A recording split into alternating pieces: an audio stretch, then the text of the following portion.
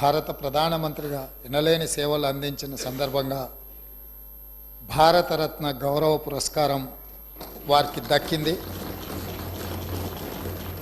ఆలస్యమైన వారికి గౌరవం దక్కడం ఈ దేశ ప్రజలందరికీ కూడా గర్వకారణం.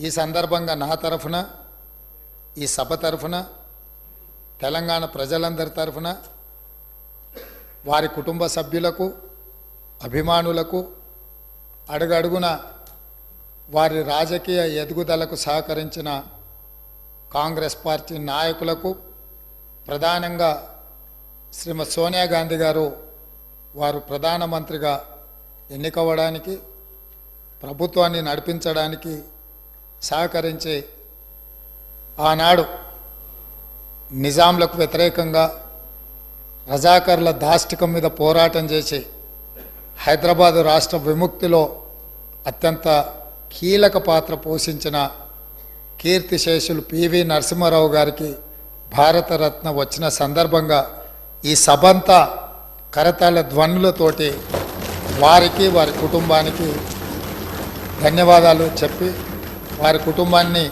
మనస్ఫూర్తిగా అభినందిస్తున్నా.